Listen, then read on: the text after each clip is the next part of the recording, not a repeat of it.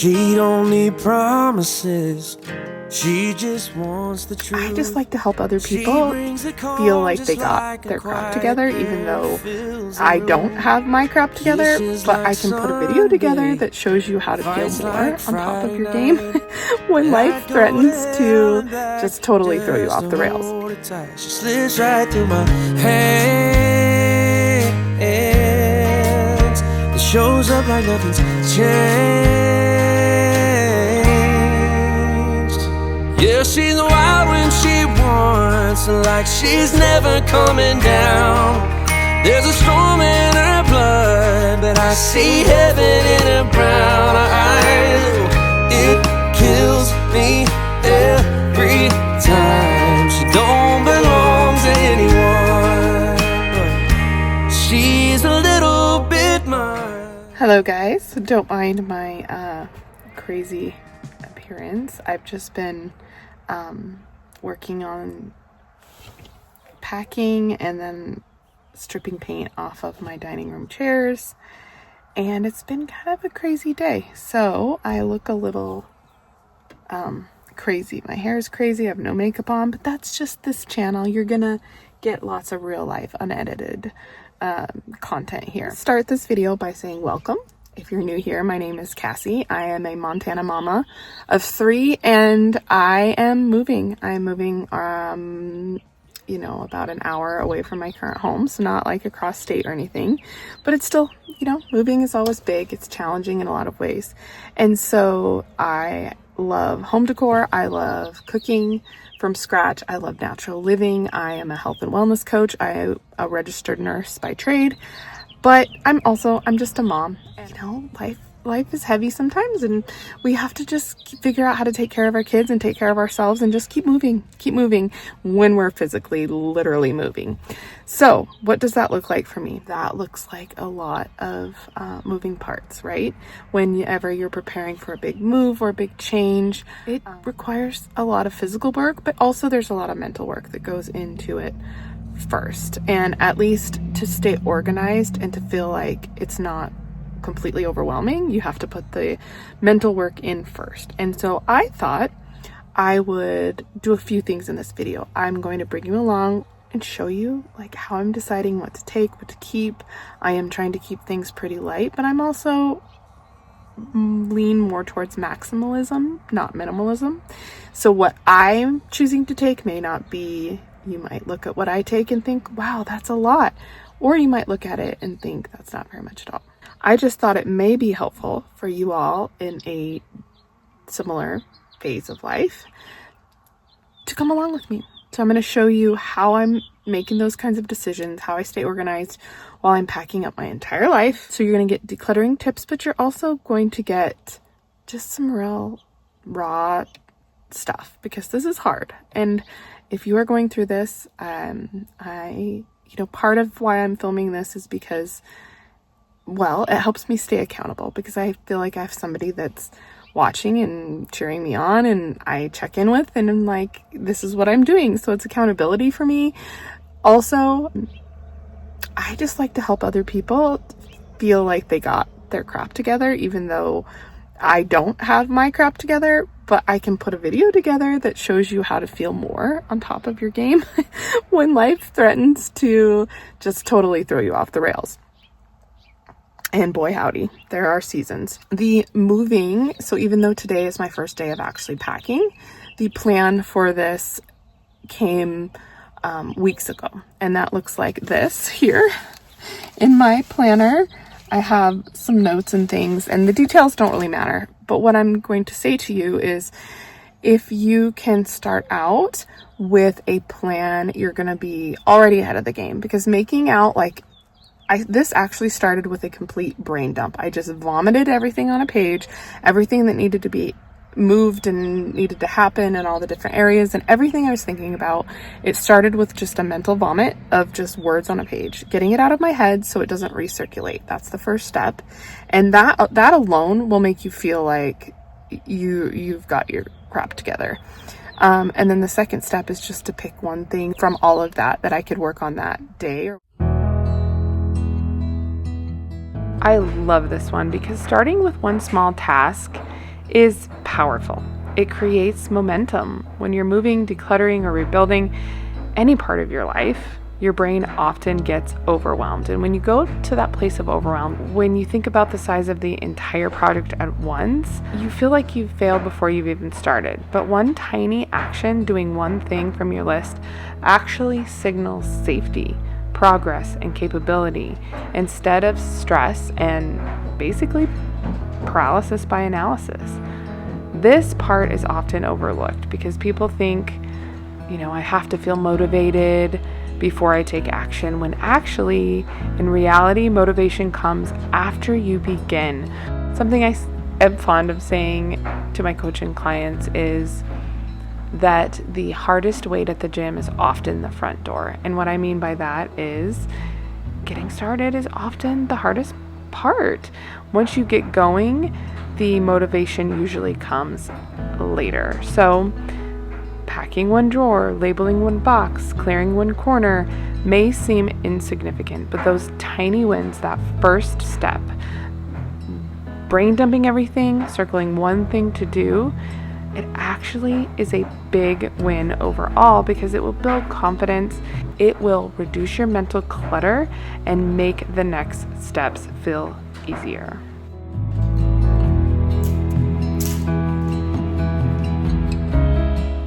Okay, my friends, step 3. Step 3 in my process is to create a timeline and a realistic plan that helps turn the chaos into something manageable. Instead of carrying the weight of everything all at once, a timeline gives your brain structure, helps reduce decision fatigue, and also allows you to focus on what needs to happen next instead of spiraling over the entire process. People often underestimate how much time emotional and physical transitions take. A realistic plan with margin for rest, we'll talk about that later, unexpected delays in real life, helps prevent burning out and keeps you feeling like you're constantly failing or falling behind. Small, intentional progress over time is far more sustainable than trying to do everything in one exhausting push. Let's talk about timelines. How much time do you have? Let's utilize your time to the fullest. What is your timeline? How much time do you have? I personally have about 30 days to do this, which is, I think, a pretty good amount of time, but that might not feel like a whole lot of time to some of you. So I have blocked out my plan. I really like block scheduling and block planning, but I have it blocked out in what I'm calling phases, okay? So phase 1 through phase 8. And the way I did that is each phase has about 10 days. Now, I know that's 80 days if you were to count up all the phases. I do have an extra month and a half to do some of the more outside things and the animals and the garden stuff, like that kind of thing. But the first few phases are specifically for the house, and I have 30 days for that. And so really a month to get everything packed up and ready to move into a new home. Figure out your timeline and then work that timeline into different phases of time so that you can baby step your way back to what is the smallest next step that I need to do today, right? Because that's how we eat the elephant. We take this big project, this big thing that we need to do, and we break it down into small steps, even smaller steps, small, until we have just, what do we need to do today? What do we need to do in this hour, this minute? And that's how we make progress, right? That's how we make progress. That's how we even make healthy habits stick, is to break things down into tiny steps. And that's what my coaching is all about. It's about, my training is largely on habit change and how do we get habits to stick, and what does Atomic Habits say? James Clear, he's known for saying they need to be easy and obvious. How do we make things easy and obvious so that habits can stick? And making it easy is breaking it down. And so I have my 8 phases, and then each phase is broken down into their specific chunk of time. And then each 10-day chunk is broken down into each day, and then each day is broken down into each, maybe hour or each chunk of time each day that I have, because I don't have every day, all day to devote to this, because I'm also, coaching, I'm filming a little bit, and I'm a mom. I'm sitting at dance practice right now doing this. So that's how you can break this down to not lose your mind and make it more manageable. So I'm just going to tell you, my phase 1 is, the next 10 days will look like me cleaning out my closet, picking a week's worth of outfits to leave out. That's it. Those just continue to get washed, and that's what I wear. I'm going to be wearing the same thing over and over. Packing up bedroom, my bathroom, organizing my garage, and then my 2 oldest will pack their rooms. That's the first 10 days. Breaking it down like that feels more manageable. And then today I was like, okay, so that's the 10-day. What do I need to do today? Well, the next couple days is going to be my closet and my bathroom. So breaking it down even simpler, I only had 20 minutes today to devote to packing. So I set a timer for 20 minutes. What was the lowest hanging fruit? I could wipe out a whole hanging area of my closet, and that's what I did. I just set a timer for 20 minutes. I had a trash bag, a keep box, and a donate box, and I just ruthlessly went through the pile as fast as I could, and I threw the donation box in the truck on our way to dance, and that whole section, which is probably a third of my closet, is done. That feels good. That's progress in 20 minutes today. I already feel like I'm moving forward, not backwards. And now if I wouldn't have done anything at all today, that's okay. You're gonna have days like that too, but I knew if I could just chunk out 20 minutes and just knock something out, that is motivating, and that is the key. That's the sneaky ninja way to develop a good habit or to get things done, is to just take that little chunk of time that you have and don't say, well, it's not enough time, I can't get everything done. That's okay. What can you do with the time that you have? And just challenge yourself to be ruthless. And I just, save, keep, donate, trash, keep, donate, trash, stain, trash. And it went pretty quick, and I'll do the same thing tomorrow, and then I'll move on to my bathroom. And if you do a little bit each day, just a little bit each day, and there might be days where I have a few hours, and there'll be days when I don't have that much time, and that's okay. That'll be the same with you. Just chunk things down into digestible chunk sizes. That's my biggest tip. So that's what the next 10 days is going to look like for me. And if I can add more into those 10 days, which, things come up, you got to plan for buffers, and that's great, but I'm not going to push myself to add more. I will move on to phase 2 and the next 10 days, which will be decor, photos and frames, my office and crafts, and then small furniture. That's phase 2. That's the next 10 days. Phase 3, I wrote down kitchen, which is huge, kitchen, pantry, and then living room, which I actually don't have very much because I'm not taking furniture with me. And that will get us to the end of the month, which is our closing date. And then we can move everything we packed so far into the new house. And then phase 4 will be setting up the new bedrooms in the new house. Phase 5 is moving some of the small animals and setting up the rest of the bedrooms in the house. That's the priority, is our sleeping spaces. And a little bit with the kitchen. Phase 6 looks like moving the animals and start working outside. Phase 7 is moving all of our food, like our frozen food and perishables that can't be packed up early. So that's phase 7. And then emptying my storage unit in town. And phase 8 will be finishing loose ends, maybe painting the kitchen in the new house, and working on the garden in the new house. Okay, so this is actually going to get me over the next 2 to 3 months, but you can see how I chunk down the 30 days that I have to pack into phase 1, 2, and 3. That's just an example of how I did it. Okay, an honorable mention here in my top 8 tips is staying organized with packing supplies, labels, bins, markers, tape, packing paper, protective materials, bubble wrap. Having that all collected and staged ahead of time actually can save an incredible amount of stress, time, and mental energy during a move or decluttering journey. When everything has a place, it's clearly labeled, your brain doesn't have to constantly reprocess where things belong or worry about losing important items. So staying organized is really important. It also helps create a sense of calm and control during this time that can feel overwhelmingly, emotionally just exhausting. So having tape, having the markers, the donation bin set and ready to go, having enough boxes on hand, it makes it easier to take action in the moment instead of losing momentum every time you need to stop and search for supplies. I really enjoyed these stickers that I grabbed on Amazon. Heavy, fragile. There were even pre-labeled stickers for different areas of your home, and that really worked well when it came to keeping things organized when loading in the trailers and unloading at the new home as well. So highly recommend those, but you can definitely make your own labels too.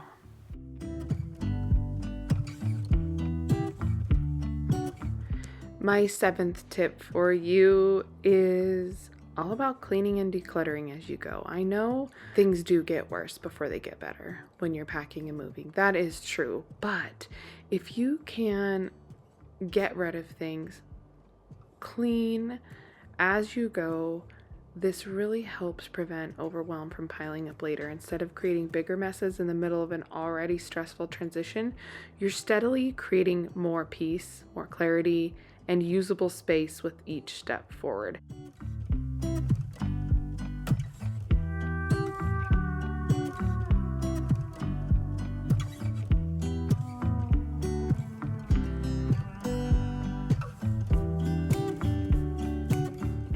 It is also an opportunity to be intentional about what truly deserves a place in your next season of life. I know when I was packing up things, I would ask myself, can I see this in my new home? Can I see this in my life? And if that was a no, and even if the item was expensive or I loved it at one time, I'd ask myself, is this something that I'll continue to use? Has it served its purpose for me during this time? And then I would let it go if I felt like it wasn't appropriate for me in this next phase.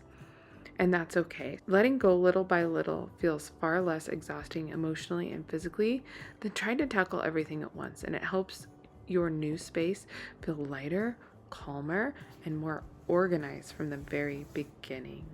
One of my favorite ways to do this well is to always keep a black trash bag, a donation box, and one of your packing containers with you for every project. So you quickly go through items and you are donating in a box, trashing in the bag, or packing in a bin or a box, whatever you have.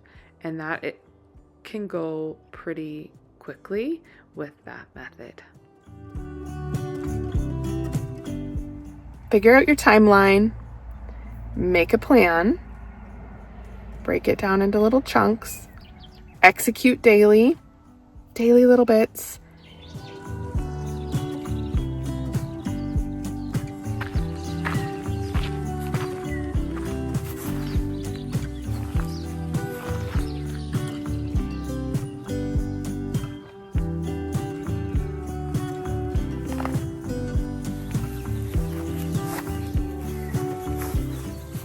My last tip in this process is, can you guess what it is? You might be surprised. It is to take a break, to take care of yourself, and to have days in this process where you just be bad. You just blow off the whole day and you go do something fun. You spend time with your family. You just do something just because it sounds fun and delightful, and you take care of yourself. That is the last step. That is a non-negotiable, and I'm speaking to myself right here that that's incredibly important. Yes, you could push and push and push every day and run yourself into the ground, but then you can't take care of anybody, namely yourself. So it's important that you take breaks, that you do a little bit every day, but you also take care of yourself. You feed yourself well, you drink your water, you go to bed early, you get good sleep, and then you just do what you can every day, a little bit every day, and you will get through it. Thank you for hanging out with me and for being my accountability partner. I hope that whatever you guys are going through, that these tips can really help you a lot. So drop in the comments what you're up to. Let me know how you might apply any one of these tips. And this could be applied to a lot of different situations. It's not just for moving. It could be applied to any kind of different transition or any big project you need to take on. Maybe it's not a moving project. Maybe it's just a house remodel project or anything. You can really use this process. What is the time frame? What kind of chunk size can I break this down into? What little bit can I do every day? And how can I take a break and take care of myself? If you can nail those things, you're going to do great. And I know that about you. So thank you for spending time with me today. Until next time, take care of you. Yeah, she don't belong to anyone. She's a little bit mine. Yeah, a little bit mine.